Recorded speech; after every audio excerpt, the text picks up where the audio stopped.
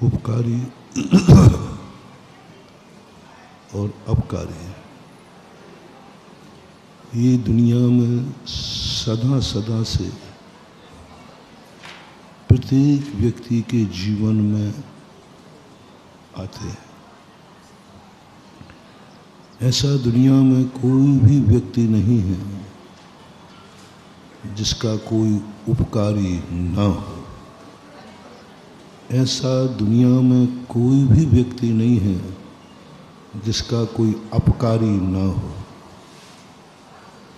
ऐसा कोई भी व्यक्ति नहीं है जिसका कोई अच्छा सोचने वाला ना हो, और ऐसा भी दुनिया में कोई व्यक्ति नहीं है जिसका कोई बुरा न सोचता हो।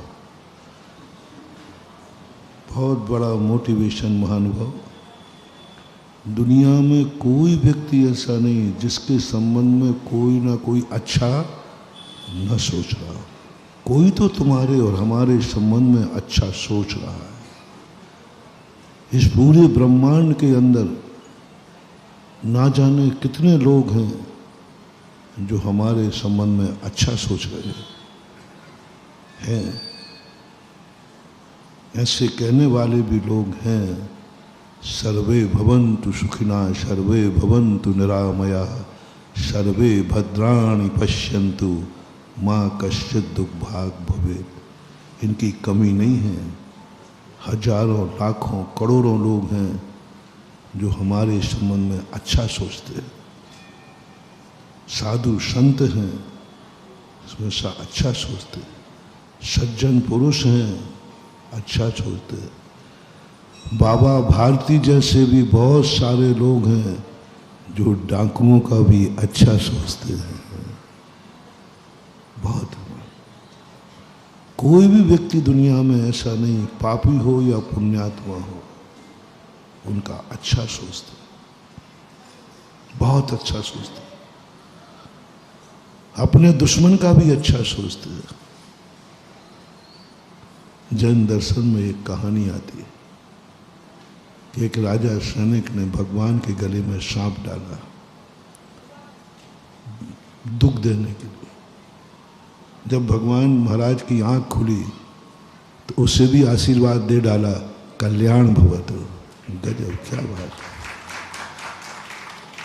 जो मारने आया उसी का कल्याण, कल्याण भवतु। ऐसे लोग हैं दुनिया में, हम उनका कितना भी विनाश करें वो हमारा अच्छा ही सोचेंगे। हम कितना बुरा विचारें वो हमेशा अच्छा ही सोचेंगे। पूज्यवर शांति सागर महाराज बंगाल में विहार कर रहे थे।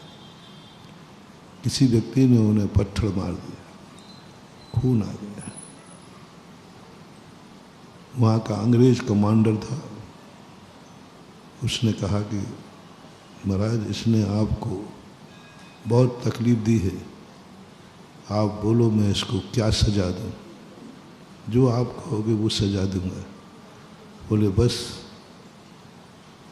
इसको इसी समय बंधन से मुक्त कर दो, माफ कर दो, यही मेरा आदेश।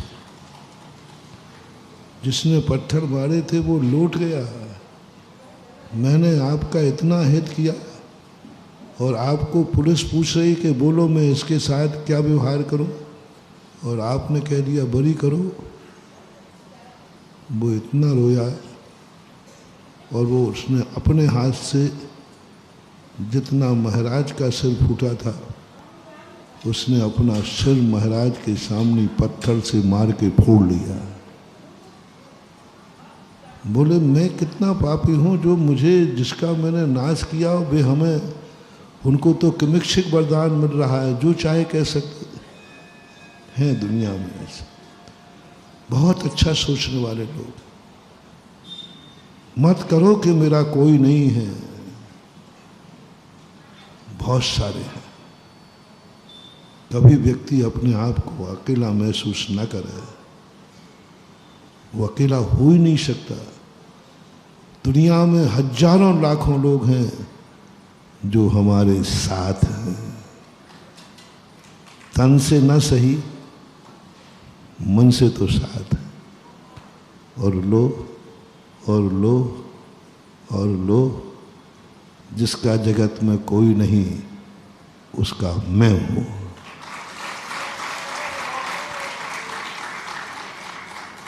अब मैं तुम्हारे तन से साथ दे पाऊं या ना दे पाऊं, लेकिन मैं अपने मन से तुम्हारे साथ सदा रहूंगा, था, हूं और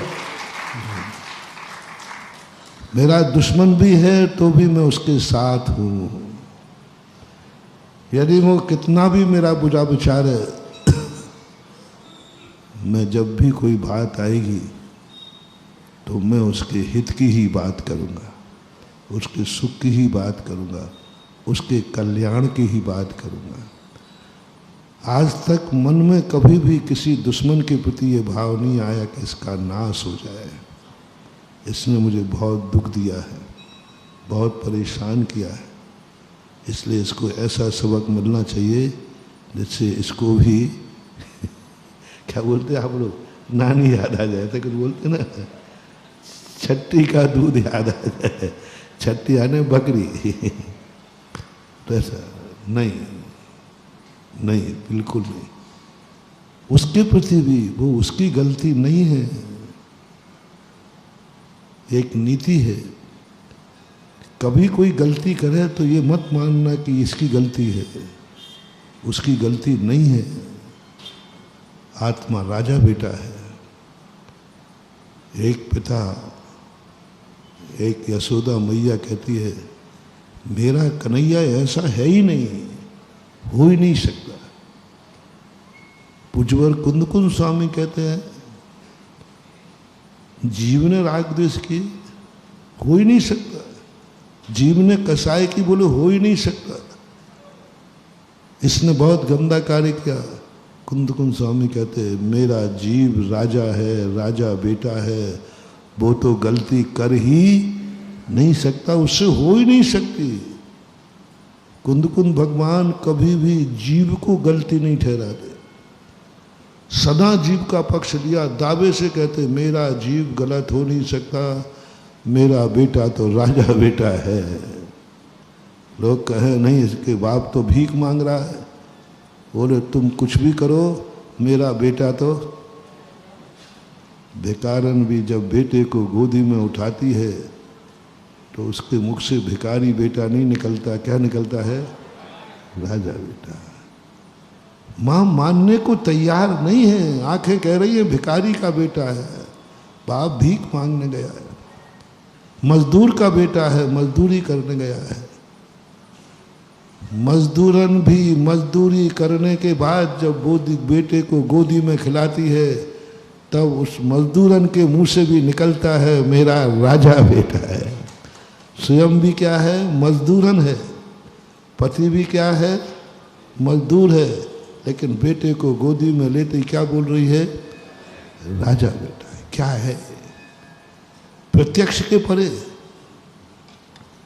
साक्षात प्रत्यक्ष को भिखारी का बेटा और कहती है राजा का बेटा। उस माँ की ममता तक नहीं पहुंच पाएगी दुनिया। दुनिया कहेगी ये झूठ बोल रही है, इसका मोह बोल रहा है।